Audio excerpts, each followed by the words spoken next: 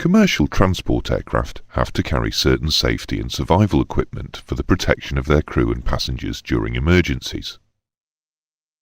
This lesson will outline the requirements for the carriage and location of oxygen, life jackets, life rafts and safety equipment in accordance with EU OPS requirements.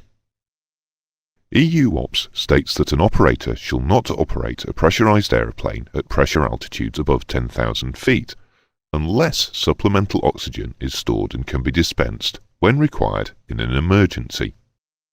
The oxygen supply need is subdivided into three groups: the flight deck crew, the cabin crew and the passengers. In the event of a loss of pressurization, the cabin altitude will rise rapidly and the flight deck crew will need to resort to an emergency oxygen supply in order to operate safely and efficiently to resolve the problem. The loss of cabin altitude will require the pilot to carry out an emergency descent to a lower level, ideally 10,000 feet or to the minimum safe altitude if higher. The minimum requirements for the supply of supplemental oxygen for all occupants of the flight deck on duty are a little complex and we are required to learn them. The supply must be available for any time longer than 30 minutes that the cabin altitude is between 10,000 feet and 13,000 feet, and for the entire flight time when the cabin pressure exceeds 13,000 feet. In addition, if the aeroplane is certificated to operate to 25,000 feet and below, the absolute minimum supply is 30 minutes followed by 20 minutes at 10,000 feet. And if certificated to operate above 25,000 feet, an absolute minimum of 2 hours followed by 110 minutes at 10,000 feet.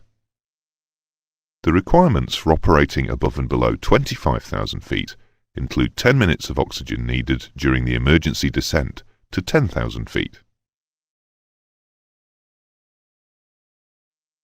The cabin crew's oxygen supply requirement is similar to the flight crew's, but without the minima related to aircraft certification. The absolute minimum supply of oxygen for cabin crew is the quantity needed for a constant rate of descent from maximum operating altitude to 10,000 feet, followed by 20 minutes at 10,000 feet.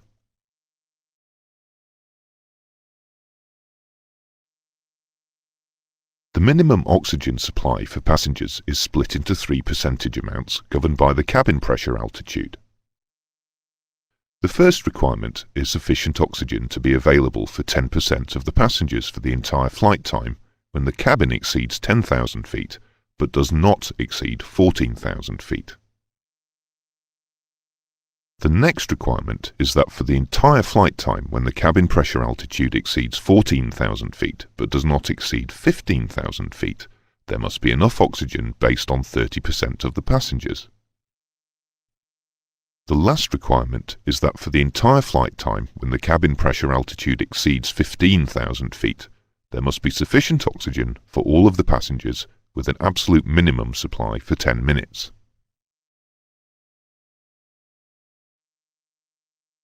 For unpressurized aircraft, where the cabin pressure altitude is the same as that of the aircraft and cruising levels are necessarily much lower, the requirements are rather simpler.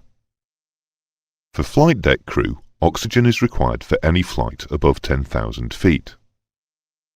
For cabin crew, oxygen is required for any time spent above 13,000 feet, and at all times longer than 30 minutes above 10,000 feet. For passengers, all must have oxygen for any time spent above 13,000 feet. And there must be sufficient oxygen for 10% of the passengers above 10,000 feet.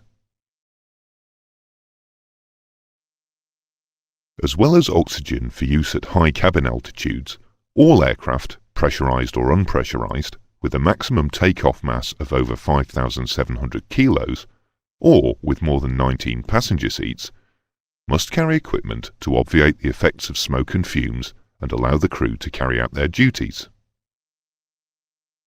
This is known as protective breathing equipment, or PBE, or more colloquially as the smoke hood.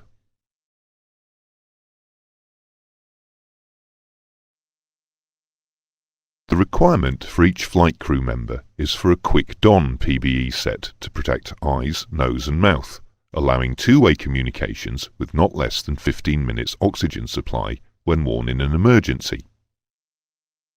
If the flight crew is more than one, but with no cabin crew, then one of the sets must be portable. On screen is an example of a PBE with instructions for use. You are not required to learn the instructions. For each cabin crew member, there must be a PBE set with 15 minutes oxygen located adjacent to the appropriate duty station. Any additional PBE sets should be located adjacent to the required portable fire extinguishers, and for a cargo compartment must be stowed outside the compartment adjacent to the entrance.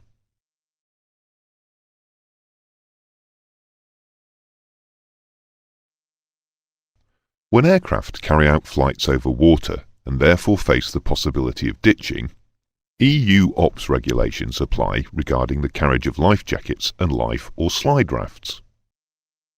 Life jackets or alternative flotation devices must be available for every person on board, located in a readily accessible stowage within reach of crew and passenger seats. For a single-engine aeroplane, any flight out of gliding range of shore would qualify, and for a multi-engine aeroplane, any flight more than 50 nautical miles from the shore. For longer range flights over water, it is necessary to carry life rafts or slide rafts with sufficient capacity to carry all persons on board the aeroplane, with a spare of the highest capacity life or slide raft. Qualifying flights in this case would be, for a single-engine aeroplane, any flight over water more than either 30 minutes or 100 nautical miles away from shore, whichever is less.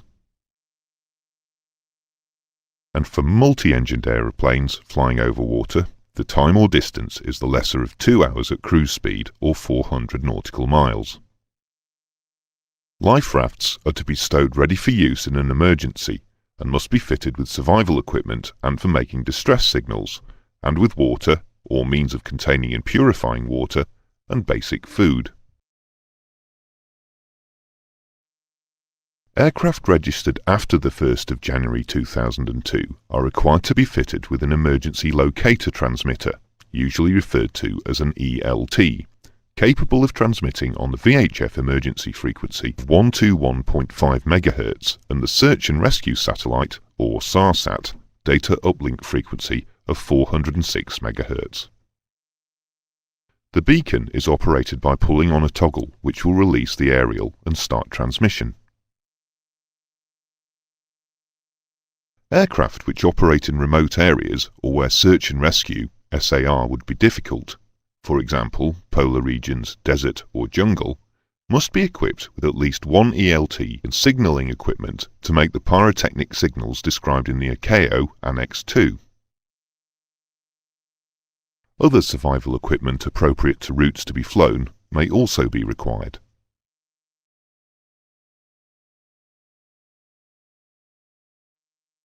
In this lesson, we have studied the requirements for the carriage and location of safety equipment in accordance with EU OPS regulations.